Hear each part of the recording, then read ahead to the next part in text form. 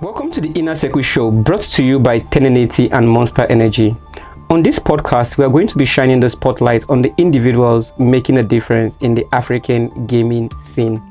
My name is Rio, and today we are going to be diving into the stories, challenges, and success of the people shaping the industry. With me in the studio, I have Mr. Lucky Mark, Programs Manager at African Communicate. Mr. Lucky, welcome to the Inner Circle Show. It's a pleasure. Thank you so much, Mr. Lucky. So can you please introduce yourself to our audience? So my name is Lucky Mark, as he has already said.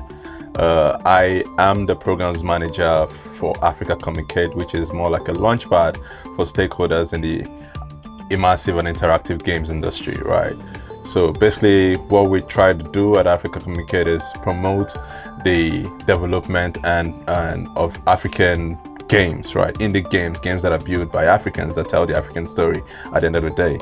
All right, so all we're trying to see, it's a vibrant African gaming industry, just like we've seen for music and for movies, because gaming is one part of entertainment, just like music and movies, right? And in Africa, we've seen people move from just listening to hip hop, right? Then it used to be Jay-Z and Rick Ross back then, 50 Cent. But today, everybody is Davido, Wizkid, Rema, Omale, right? That has happened for African music, right? The same thing is for Nollywood as well. And so we want to see the same narrative as well happen in the gaming industry. All right, so that's awesome. So what would you say that the biggest challenges game developers face in Africa is? So what are the biggest challenges game developers face in Africa, and how do you think that these challenges can be overcome? That's a very interesting question, because at the end of the day, if you ask most developers what is the problem, most of them will say funding, right? Which is the core, right?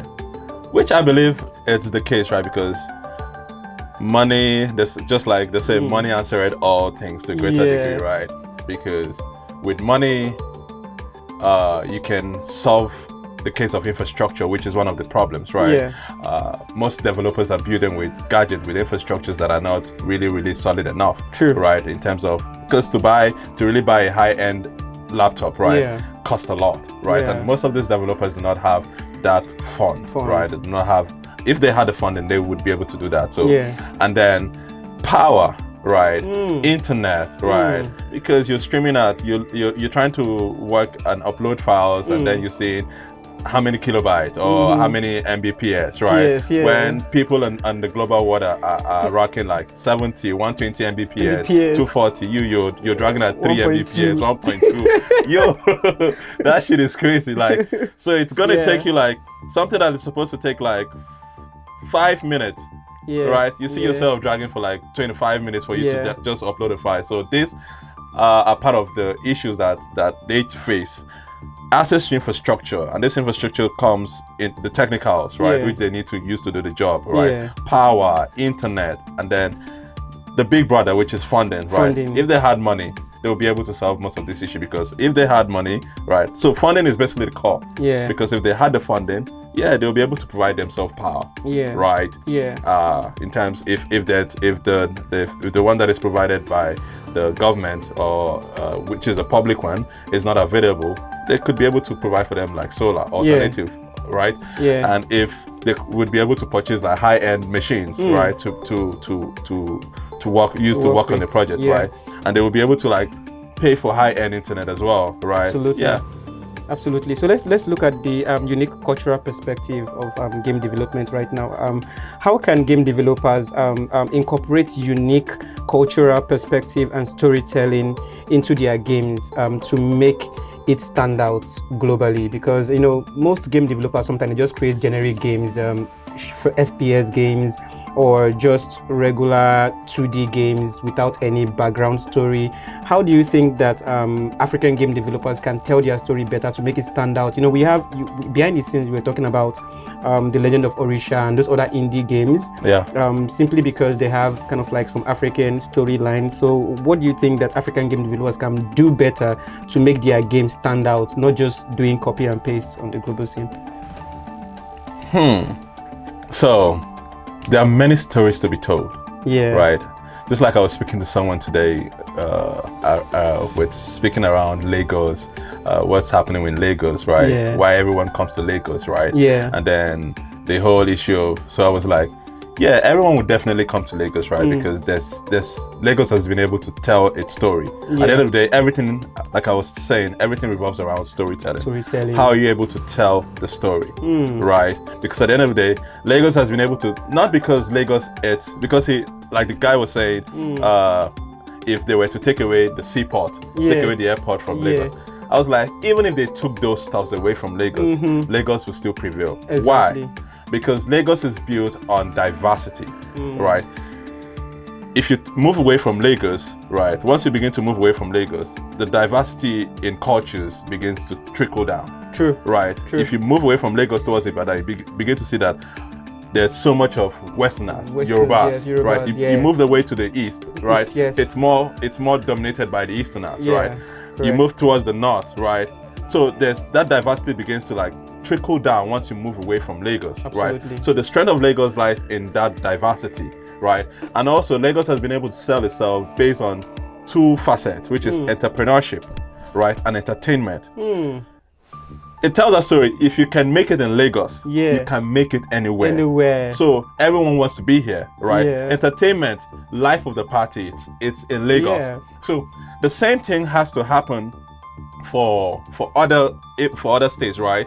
Where, like I was saying today, I was like, Akwa Ibom, which is one state, right, can sell itself as the joy of the belly, right? Because Akwa Ibom and others, like, we know Akwa Ibom for like food, right? And so now let's bring it back to games, right? African gamers, game developers need to be able to tell their story in a unique way, right? Away from the norm, right? You just need to find something, a hook, and then revolve your story all around it, right? It's not around trying to build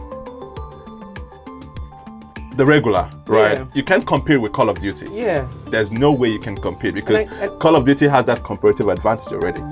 You can't compete with games like PUBG because they have the comparative advantage already in terms of funding, in terms of resources. You can't compete. You just need to find an area, a niche area, and then tell your story creatively. And people will buy into it, just like Legend of Risha is doing. Legend of Risha, exactly, because I've actually seen that there is now a huge interest for the African stories.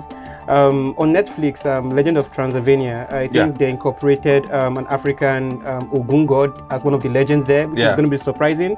And there's also Firefox, an anime too as well. There's a guy called Ogun, and literally his finishing move is Yoruba Spare. I'm like, whoa, Yoruba Spare on mainstream. That's legendary. So I think I can kind of like relate to what you are saying, that people need to tell more African stories because the global scene is learning from the stories that are being told by Africans. So now the game developers actually need to tell more stories so that the Western world can actually pick up from those stories and incorporate it into items that can make the game development in Africa mainstream. So that makes a lot of sense. So let's go back into the gaming infrastructure, because I know that you mentioned something about the internet speed and also electricity. So what kind of infrastructure and resources are needed to support the game development in Africa? Money. Money. Money. Funding is the fundamental, right? That is basically what people need, right? That is basically what the developers need at the end of the day. Because with funding, right, with money in your hands, right, you can solve the technicals, right? Just like I said earlier, with funding, right, you can hire a good team, right? Because most developers struggle with getting good talent.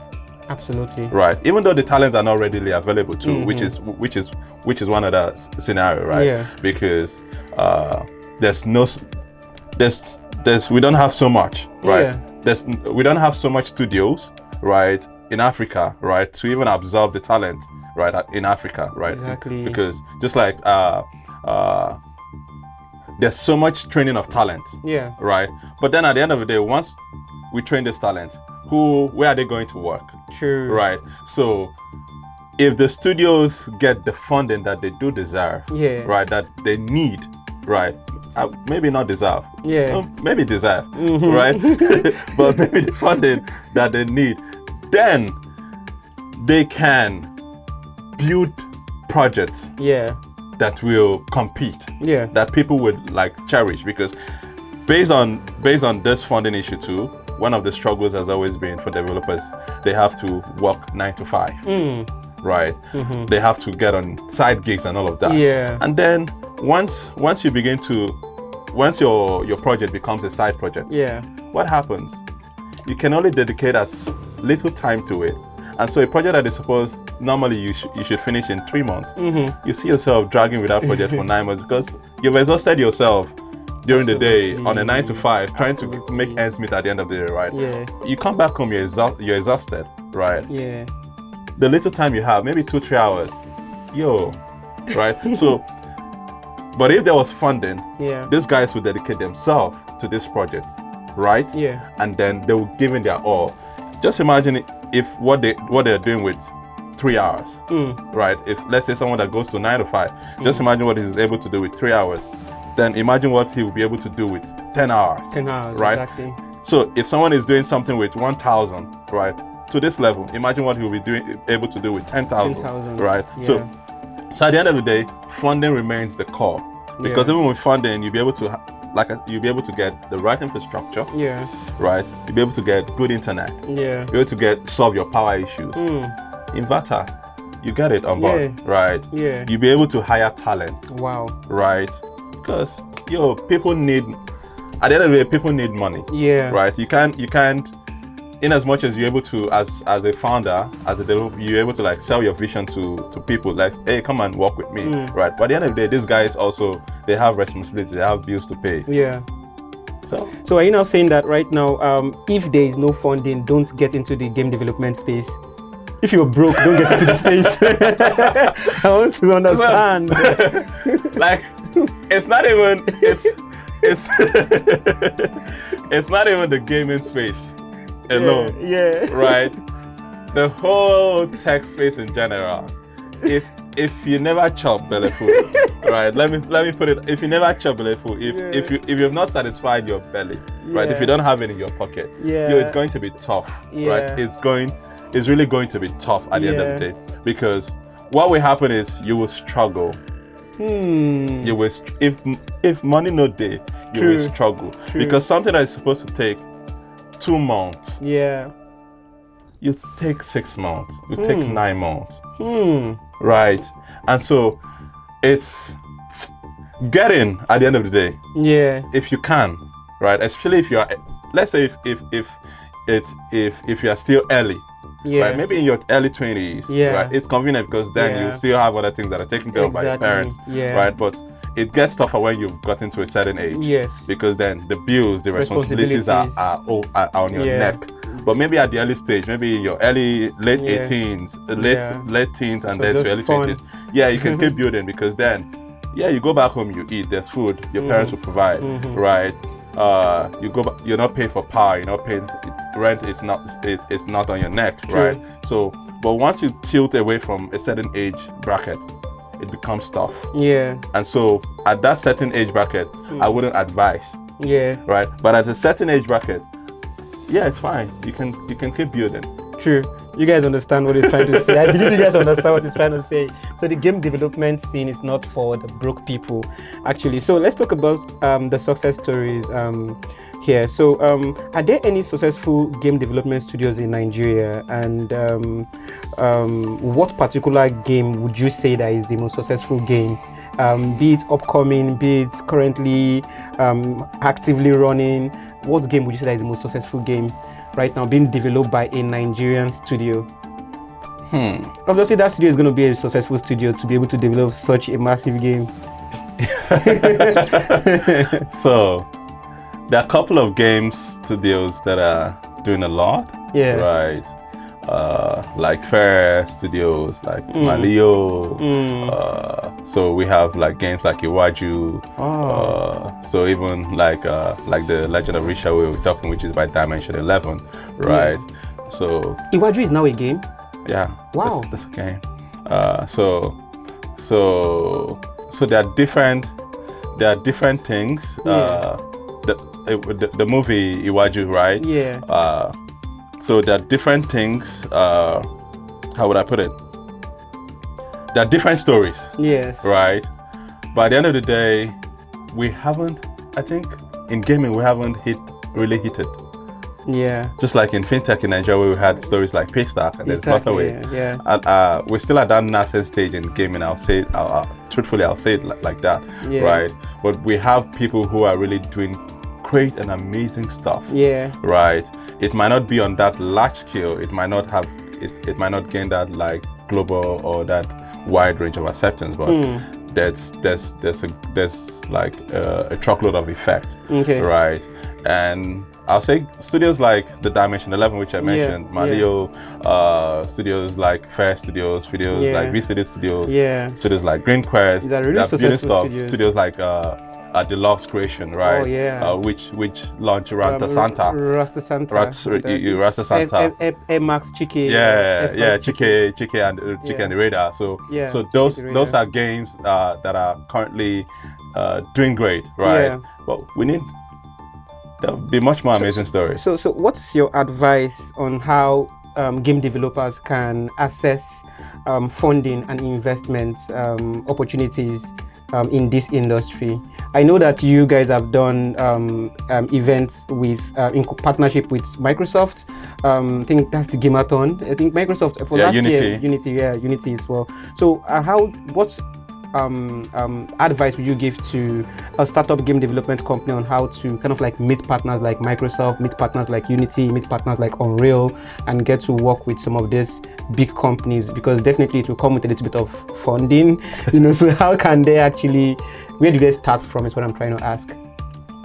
So basically what we've been doing at Africa Comicade, which is we have what we call the Art Fellowship, which is more like a pre-accelerator for the indie game studios, right? Yeah. Where we kind of find funding opportunities for them. We kind of connect them to the business side of things. Lovely. Because one of the myths with game development and with developers is usually once they get into development, they're usually engrossed in it, right? And so they forget the business side. Right. And so one of the things we've been able to do, especially on the affiliate part of things, is make the studios investment ready, right? Because most of them initially would just build they had studios that were not registered, right? And so one of the things we've been able to do, register your business, guide them through that process, right? Yeah. Push them to register their businesses, right? Just so moving them away from just building passion projects to building, it's not just a game, it's a business, right? Yeah. So just moving it away from just having that mindset that I'm building a game to that I'm building a business, right? Yeah. And so that has been a first step, right? For these guys, making them to register, like incorporate properly, right? Do things that are needed, because you can't just come and invest in someone like that, right? You invest in a business, not at the end of the day. Yeah. So that has been one of the things we've been able to do, and that is one of the things game studios founders need to do, right? Incorporate properly, right? Yeah. So there needs to be that record, right? That you're a legal entity at the end of the day. Yeah. And then the next phase has also been to like educate them on how to run a business properly, right? Because there's a way to run business, right? For you to be able to access funding, right? Yeah. There's a way for you to. So that is one of the things we've been able to do with the Art Fellowship, like make them investor ready. Yeah. And now then we kind of intentionally like look for funding opportunities, and then we make it available to them in terms of, it could be grants, it could be pre-accelerators, right? It could be direct investment, right? At the end of the day, because currently we don't have so much funding coming into the game sector, right? We don't have so much, right, funding. So sorry to interject, but which particular brand would you say have contributed greatly in terms of support for the game dev community? What particular organization have done that? Google is doing a great job, right? Google, Microsoft too, HP, Unity, Unreal Engine. Wow. Yeah, they are really doing great stuff, right? Yeah. And that's on the international scene, right? But in the local scene, we haven't there's not so much, right? Yeah. There's not so much, and that is why developers are. Most of the support are coming from outside, yeah, right? Yeah. And like Google is currently even supporting some game studios in the app fellowship too, yeah, in terms of porting their games from just PC to also mobile, right? Like Tossed Down by Fair Studio, like Broken by Revenue. So that is basically one of the ways in which Google is supporting as well, right? Away from the funding it also gives, like part of what Google have been able to also facilitate for us has been we giving prototype grants to these game studios, right? So it's just a little $500, a little $2,000, a little $5,000 goes a long way, right? In terms of you just getting the right tools that you need to build, right? And this supports Google has done a lot. So what are the necessary skills and training needed for a young developer to get into this space? I know that a lot of people will be like, oh, I want to create the best app in Africa. Somebody's dream is to create the best app in Nigeria. I mean, when they now see how difficult it is to develop applications and how complex it is, they will start thinking about it another kind of way. So what would you say that the necessary skills are that are needed for getting into the gaming development is?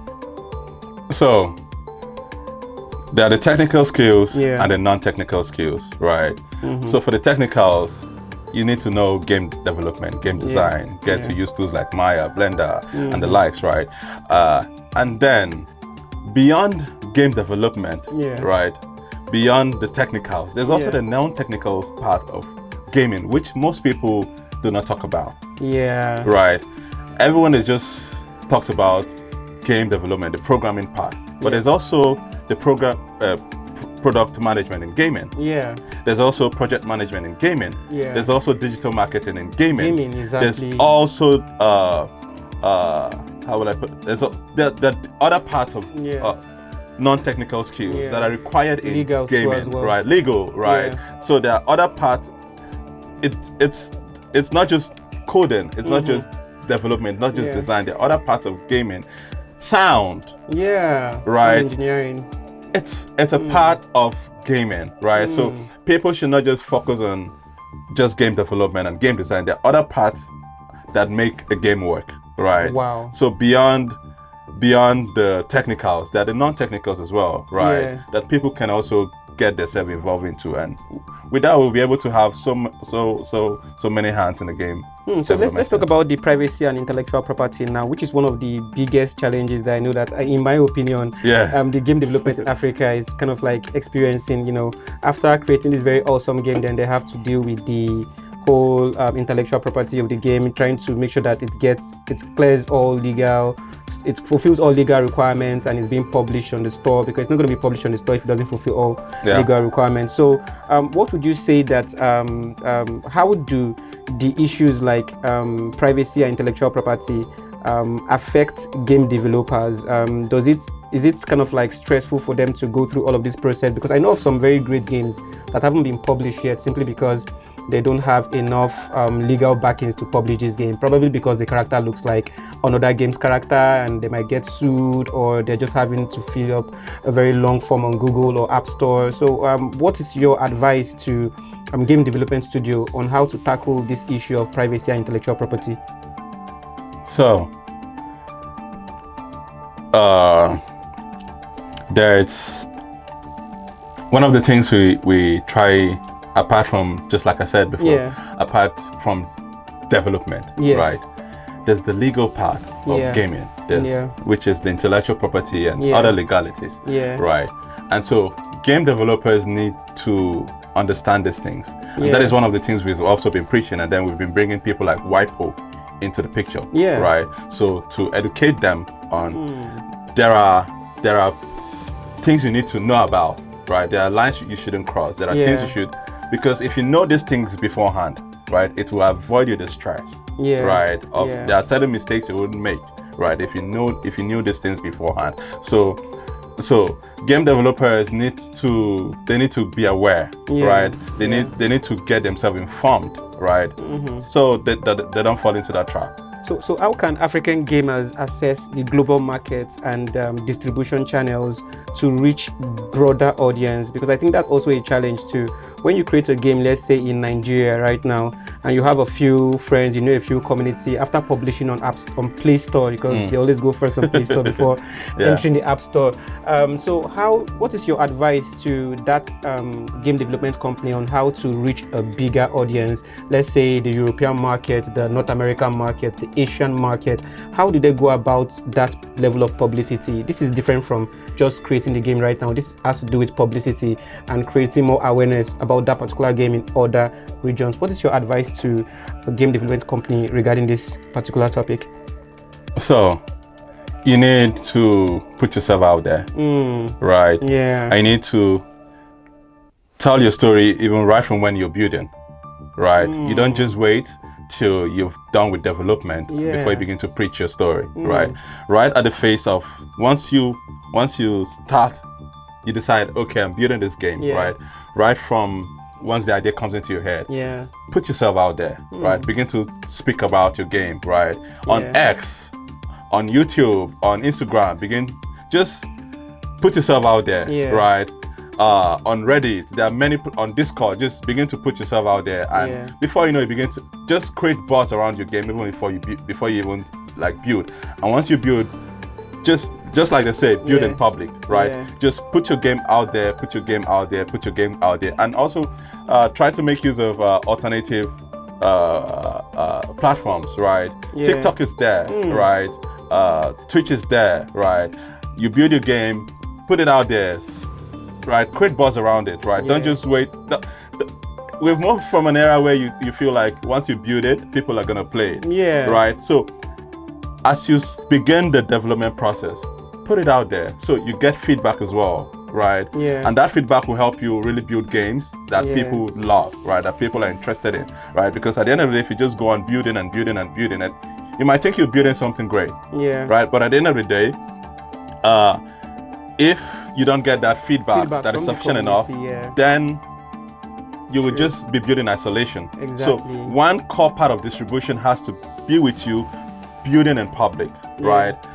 Getting the right feedback that will help you improve the game in a way that people will accept it, right? People will love it, right? Because once people love it, what happens? If I love a game, I'll tell someone else about it, right?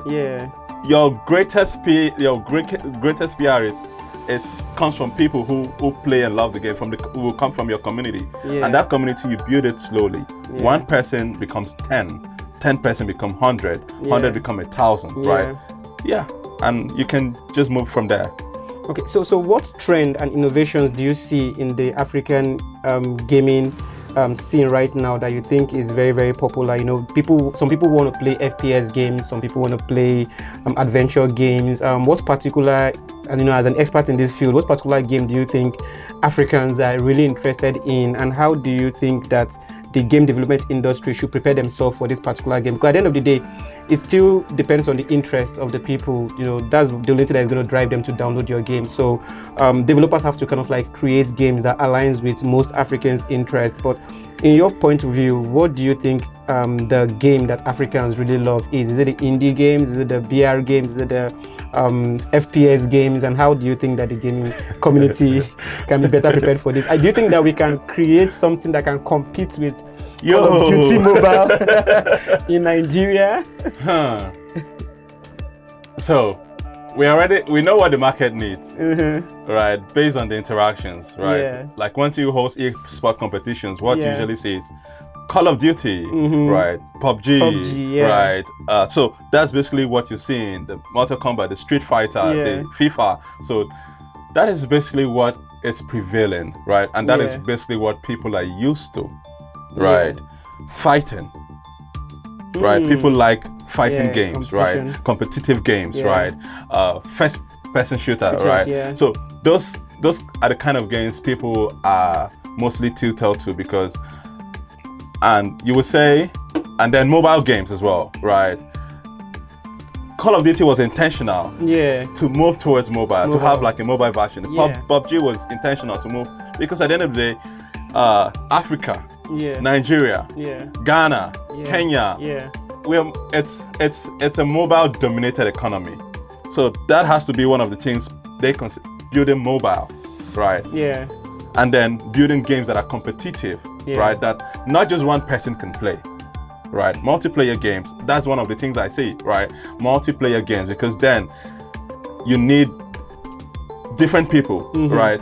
And so if I need to play this game, if it's just me, I can just play the game, right? Yeah. But then if I need someone, I'll tell someone about the game. Guy, let's play. Like one of the games I kind of play more now, it's Nouns Hunt. Nouns Hunt. Yes, it's a game by Dash Studios, right?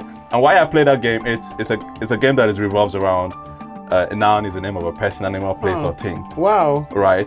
And so it's a word game. So why I tend to play that game more, it's because it's multiplayer, right? I can play with my friend, right? And so when I can just say, okay, guy, babe, download Nouns Hunt, let's play, regardless of where you are, right?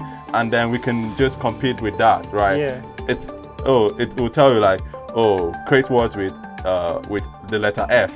It could be fruits, it could be names, and then you begin to F Friday. So it's engaging as well, it's educative as well, right? So that's that is one of the things I see. If we can have more multiplayer games where it is not just one person. True. It is, because that is the way it will spread. I will tell you, you will tell another person, you tell another person, and then we can move from there. So the last question is going to be, what has been in the game development space taught you about life?